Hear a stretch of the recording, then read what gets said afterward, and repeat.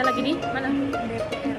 Era reformasi itu dialihkan itu ya Bang. MPR, DPR, dan DPD Republik Indonesia. Dan saat ini kita berada di gedung.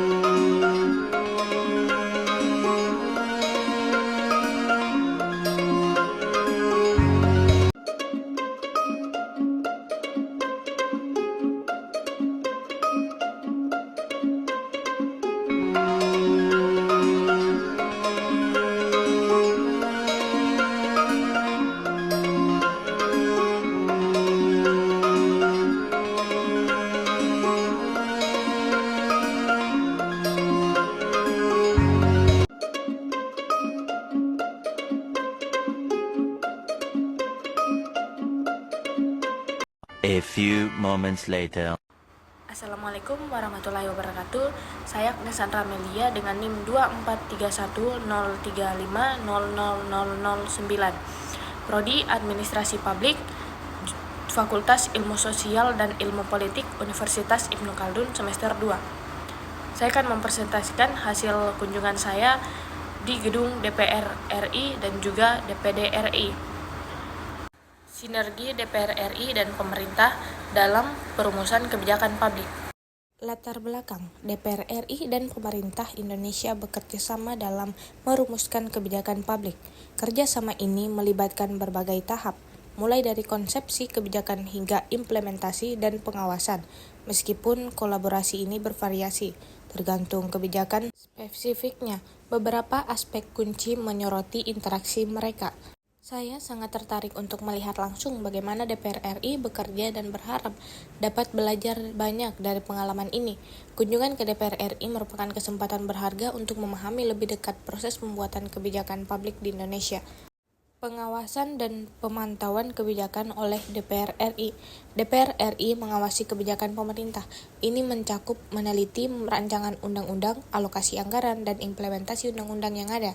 Contohnya, Komisi 4 DPR RI mengawasi kebijakan stabilisasi harga beras, memberikan rekomendasi, dan mendorong perbaikan.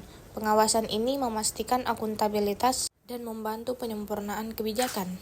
Contoh kebijakan publik yang dirumuskan DPR RI dan pemerintah ada dua, yaitu kebijakan ekonomi. Kebijakan stabilisasi harga beras DPR RI khususnya Komisi 4 secara aktif mengawasi dan memberikan rekomendasi terkait kebijakan pemerintah dalam menjaga stabilitas harga beras. Hal ini melibatkan berbagai strategi mulai dari pengaturan impor hingga subsidi bagi petani. Kebijakan hukum UU Cipta Kerja. Pembahasan RUU Cipta Kerja merupakan contoh bagaimana DPR RI dan pemerintah bernegosiasi untuk mencapai kesepakatan. Proses ini melibatkan berbagai pihak dan menghasilkan undang-undang yang kontroversial namun tetap berlaku. Selanjutnya, perumusan kebijakan dan legislasi bersama. DPR RI dan pemerintah bekerja sama dalam proses legislatif. Pemerintah menyusun RUU yang kemudian dibahas dan diamandemen DPR RI sebelum menjadi undang-undang. Proses kolaboratif ini memastikan kebijakan mencerminkan kebutuhan dan keprihatinan masyarakat sekaligus selaras dengan tujuan pemerintah. Contohnya, diskusi kewajiban adat dalam revisi KUHP, di mana Komisi 3 DPR RI dan pemerintah berkolaborasi. Tantangan dan arah ke depan. Meskipun sinergi penting, tantangan tetap ada. Menyeimbangkan peran pengawasan DPR RI dan kekuasaan eksekutif pemerintah membutuhkan negosiasi dan kompromi yang cermat. Selain itu, komunikasi dan koordinasi yang efektif antar berbagai tingkatan dan lembaga pemerintah sangat penting untuk keberhasilan implementasi kebijakan. Peningkatan berkelanjutan di bidang ini akan memperkuat sinergi antara DPR RI dan pemerintah dalam perumusan kebijakan publik. Harapan saya untuk DPR RI dan DPD RI, kinerja yang berkualitas, akuntabel, dan berorientasi pada kepentingan rakyat.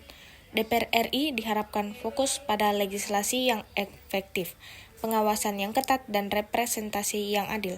Sementara DPD RI diharapkan memperkuat otonomi daerah dan advokasi kepentingan daerah, kolaborasi konstruktif antar kedua lembaga dan transparansi dalam menjalankan tugas menjadi kunci keberhasilan.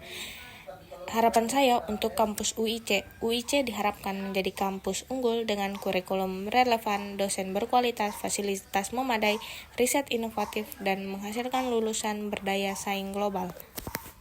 Kesimpulannya adalah bahwa DPR RI dan pemerintah Indonesia memiliki hubungan sinergis dalam proses perumusan kebijakan publik, meskipun terdapat tantangan dalam menyeimbangkan peran pengawasan DPR RI dan kekuasaan eksekutif pemerintah.